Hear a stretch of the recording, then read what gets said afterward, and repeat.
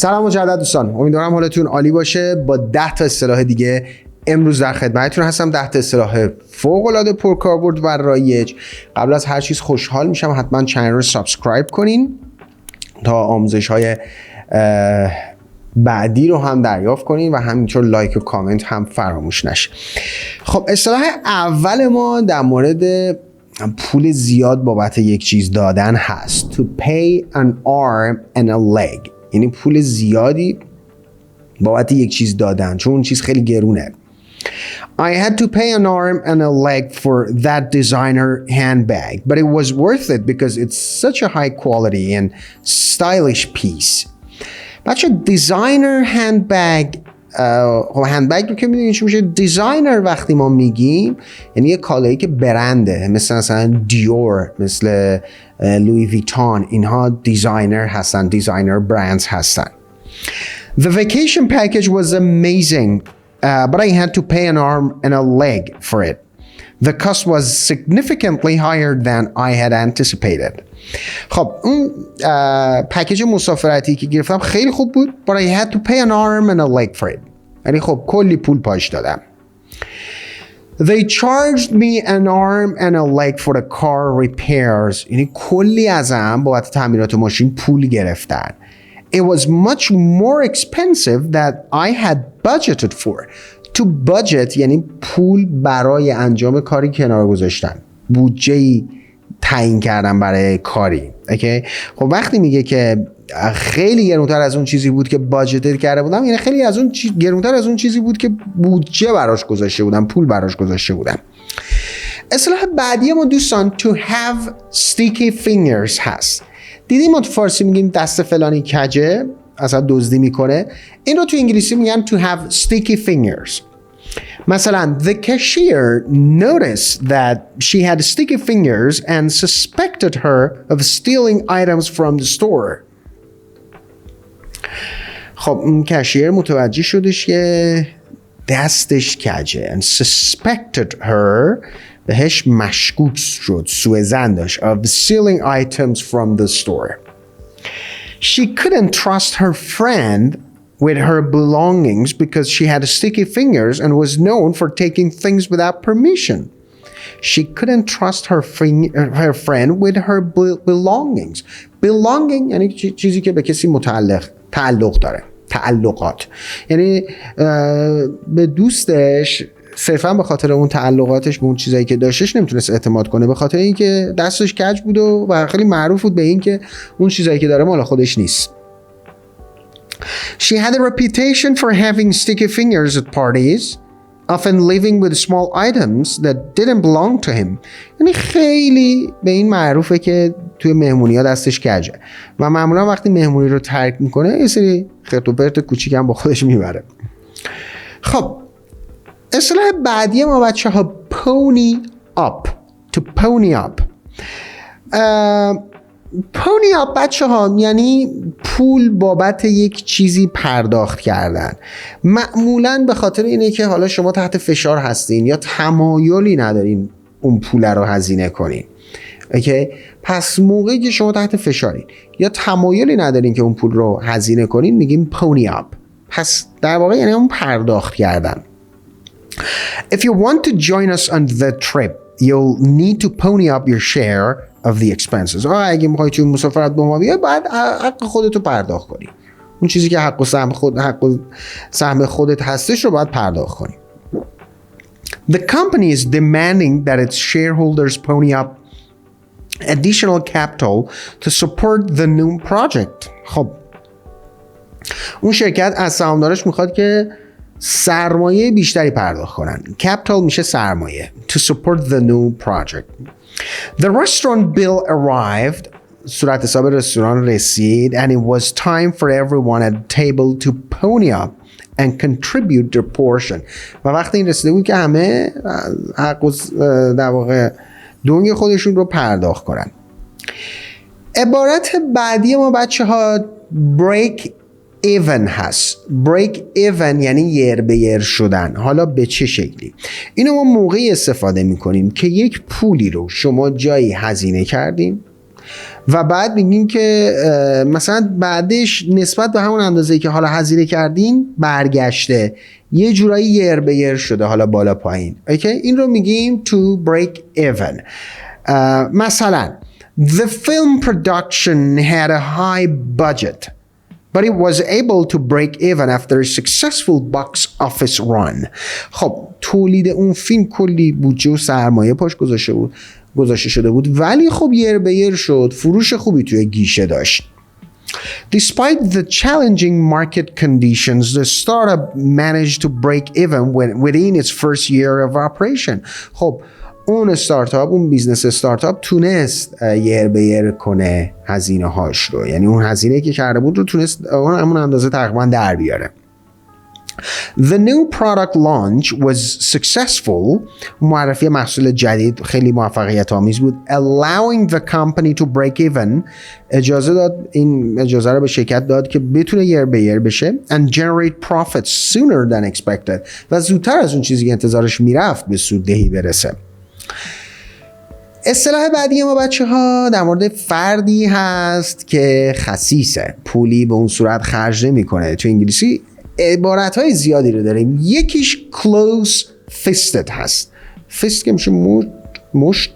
close fisted یعنی طرف همچین پول و سفت گرفته اصلا از دست نمیده.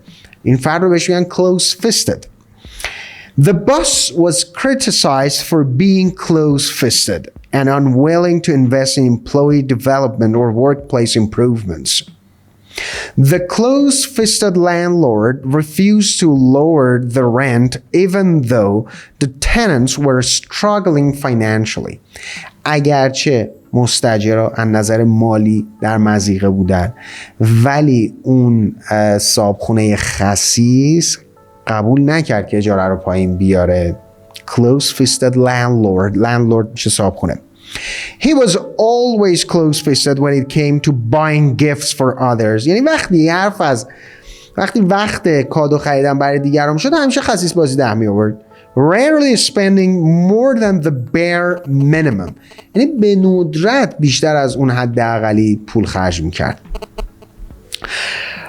اصطلاح بعدی ما بچه ها to receive a kickback هستش. receive a kickback یعنی ما تو فارسی میگیم طرف مثلا شیتیل گرفت یا رشوه گرفت. وقتی یه پولی رو شما غیر قانونی میگیرین یا شیتیل میگیرین در واقع، تو انگلیسی میگیم to receive a kickback.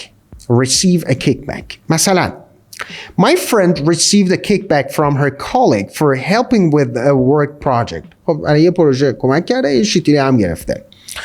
The politician was caught accepting a kickback from a construction company in exchange for awarding them a lucrative government contract. Lucrative یعنی پرسود، پرمنفعت.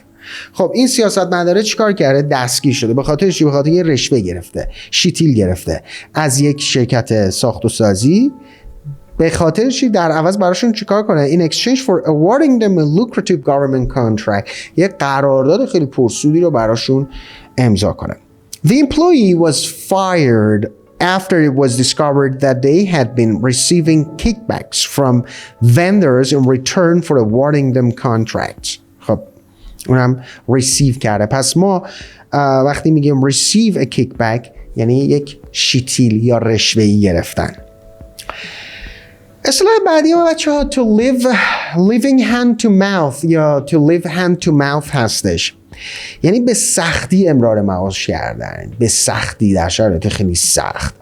یعنی مثلا طرف دیگه فقط میتونه خورد و خوراکشو هزینه‌شو بده، هزینه دیگر رو نمیتونه پسش بر بیاد. Despite working 2 jobs, she was still living hand to mouth, struggling to make ends meet. To make ends meet این هم یه اصطلاح یعنی امرار معاش کردن. پس struggling to make ends meet یعنی به سختی امرار معاش میکرد. The economic crisis بحران اقتصادی left many families living hand to mouth, relying on daily wages to cover their basic needs. Wage میشه حقوق. Relying on daily wages یعنی محتاج در واقع وابسته به اون حقوق روزانه‌شون بودن. After losing his job, he had to resort to living hand to mouth. مجبور شد که رو بیاره به چی؟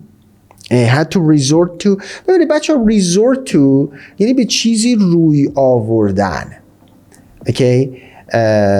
به سمت چیزی رفتن. مجبور شد که در واقع زندگی سخت رو بیاره، یعنی به شکلی که فقط بتونه پس خورد و خوراکش بر بیاد. Relying on food banks for his meals. خب اصطلاح بعدی ما برای کسی هستش که آدم پولداریه و میگیم he is loaded. پس to be loaded یعنی پولدار بودن. حالا ما میتونیم بگیم loaded مثلا with money، مثلا میتونیم بگیم loaded with wealth. این هم میتونیم اضافی کنیم. He drives a luxury sports car and lives in a mansion. توی قصر زندگی میکنه because he's loaded with money. یعنی از پول بالا میره، پول پارو میکنه، همچین چیزی پول پارو میکنه تو فارسی میگیم. این خیلی پول داره دیگه. He's loaded with money. The celebrity's extravagant lifestyle، بریز و به پاش و خیلی ولخرجی اینا رو میگن extravagant، is possible because they are loaded with wealth. یعنی پول دارن، پول پارو میکنن. From their successful career.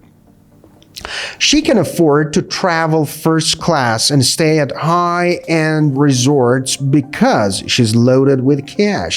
She's loaded with cash یعنی کلی پول داره، ثروتمنده، پول داره. اصطلاح بعدی ما بچه ها in the red هست. In the red. خب in the red یعنی بذار یه مثال بزنم بعداً خودتون متوجه میشین. The restaurant had a slow period and the owner found themselves in the red, unable to cover expenses. خب نمیتونستن کاور کنن خرج و مخارجشون رو. چرا؟ چون in the red بودن. in the red یعنی از شرایط مالی تو مضیقه بودن، اوکی، تو شرایط بد مالی بودن. in the red. The family's monthly expenses exceeded their income. خب خزینه های ماهانه اون خانواده بیشتر از درآمدشون بود. Causing them to be consistently in the red and struggling to make ends meet. خب in the red بودن، باعث شد که تو مضیقه، تو فشار باشن از لحاظ مالی. The company's financial statements showed that they were consistently in the red, indicating a significant loss in revenue. این هم دوباره نشون میده که توی مضیقه بودن از نظر مالی. حالا بچه ها اگه یه نفر از لحاظ مالی در شرایط خوبی باشه، متضاد in the red میشه in the black. in the black یعنی چی؟ متضاد in the red یعنی که کسی که حالا ببینید in the black به معنی پولداری نیستا، کسی که اون درآمدی که داره بیشتر از خرج و مخارجشه، یعنی یه پولی هم میتونه سیو کنه در ماه. in the black میگیم. After working a couple of small jobs over the weekend, I earned an extra $500 and I'm back in the black. خب یعنی back in the black یعنی الان دیگه حالا میتونم یه پولی سیو کنم. The restaurant's revenue increased significantly. درآمد اون رستوران افزایش شدیدی داشت. And they were finally in the black. Able to cover expenses and generate profits. The company's new product release exceeded expectations. یعنی فراتر از تصوراتمون، فراتر از انتظار بود. Resulting in a surge، افزایش شدید in sales and putting them in the black. و باعث شد که حالا از نظر مالی توی رفاه باشن.